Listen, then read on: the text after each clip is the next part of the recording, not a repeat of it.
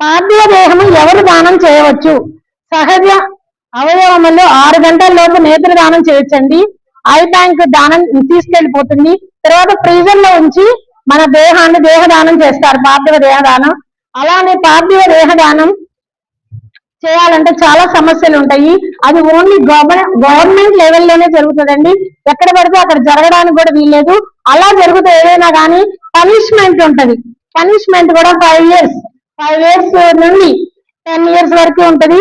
అలానే 10 lakhs వరకు కూడా పనిష్మెంట్ వస్తుంది, ఇయర్స్ ప్లస్ మనీతో సహా.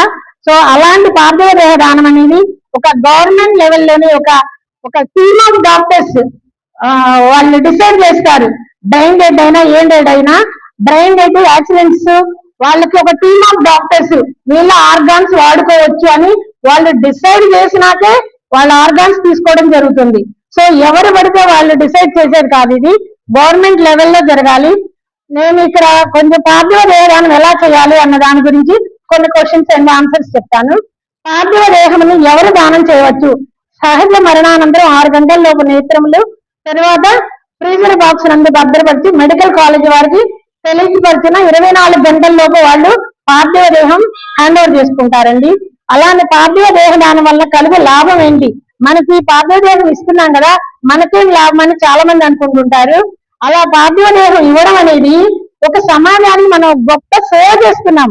మనం దాని గురించి మనం ఏమీ ఆశించకూడదు, అదొక సేవా కార్యక్రమం. సేవ అనేది ఏంటంటే ఏమి ఆశించకుండా చేసేదే సేవ. అదే మెయిన్ గా పార్థివ దేహదానంలో ఉండే మన సంతృప్తి. పార్థివ దేహదానం ఎలా చేయాలి? బ్రతికి ఉండగా 2 కుటుంబ సభ్యులకు సమ్మతితో ఒక కన్సెంట్ లెటర్ తీసుకోవాలి. అది జీవన్ దాని నుండి తీసుకొచ్చి పెట్టింది ఈ సులభమైన మార్గం. తర్వాత వీలునామా వ్రాయలేదు కొంతమంది, అంటే కన్సెంట్ తీసుకోలేదు, బట్ అయినా కూడా నేను దేహదానం చెయ్యవచ్చా అని కొంతమంది అడుగుతుంటారు. సో చెయ్యవచ్చండి అలాంటి వారు కూడా. ఎప్పుడంటే వాళ్ళ కుటుంబ సభ్యులు కూడా అనుమతి వచ్చేస్తుంది ఆటోమేటిక్ గా. అంటే వాళ్ళ ఇష్టం, మా నాన్నగారు మా తల్లి గారు వాళ్ళ ఇష్టం కదా, వాళ్ళ ఇష్టాన్ని మనం కూడా సమ్మతించాలి, వాళ్ళకి ఎగనిస్ట్ గా చేయకూడదు అని వాళ్ళ కుమారులు కుమార్తెలు అనుకున్నప్పుడు ఆటోమేటిక్ గా అది కూడా జరుగుతూ ఉంటది. అలానే పార్థివ దేహదానం చేయటం ఎవరు అనర్హులు, ఎవరు అర్హులు? మనం ఆరోగ్యంగా ఉన్న ప్రతి ఒక్కరూ అర్హులమేనండి. 2 కళ్ళు 2కి దానం చేయవచ్చు. అలానే సహజ మరణం అయితే మనం బాడీని కాలేజీకి డొనేట్ చేస్తాము. కొంతమందికి తీసుకోవడానికి అవకాశం ఉండదు. అలాంటి బాడీస్ ఏంటంటే ఎయిడ్స్ అన్నా, HIV అన్నా, హెపటైటిస్ B ఇలాంటి వ్యాధులు, TB ఇలాంటి వ్యాధులు ఉన్న వారిని పార్థివ దేహదానం తీసుకోరు. అవి వేరే వాళ్ళకి ఉపయోగపడవు అవయవాలు. సో మరణం వేరే ఊర్లో సంభవించిందో దానం చేయవచ్చు. అంటే ఎక్కడైనా దానం చేయొచ్చు, at any place. Government hospital అక్కడ నియర్ ఆ జిల్లాలో ఉన్న గవర్నమెంట్ జనరల్ హాస్పిటల్స్ కి వెళ్ళి దానం చేయవచ్చండి. పార్థివ దేహదానానికి ఏమైనా ఖర్చు అవుతుందా? ఏ విధమైన ఖర్చులు ఉండవు. మరణం సంభవించిన తర్వాత దగ్గరలోనే మెడికల్ కాలేజీ వారికి సమాచారం అందించేస్తే వాళ్ళ అంబులెన్స్ తీసుకుంటారు.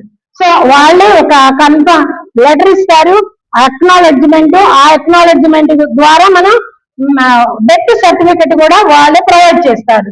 డాక్టర్స్ ఆధ్వర్యంలో జరుగుతుంది కాబట్టి. సో ఈ విషయంలో కూడా ఏమి ప్రాబ్లం ఉండదండి. పార్థివ దేహదానం చేసిన తర్వాత మా కుటుంబ సభ్యులు మృతదేహాన్ని చూడవచ్చా? ఎస్, వాళ్ళు పార్థివ దేహదానం చేసినా కూడా ఎవరైనా లేట్ వచ్చినా, ఎవరైనా కానీ 24 hours 42 hours లో మళ్ళీ అలౌ చేస్తారు, వెళ్ళి చూసుకోవచ్చు. ఆ తర్వాత మాత్రం అది చూడడానికి అవకాశం ఉండదు. ఏం చేశారు అని మనం చూపెట్టడానికి కానీ చెప్పడం కూడా చెప్పరండి. తర్వాత వీలునామాతో ఏమైనా ధృవీకరణ పత్రం సమర్పించాలా?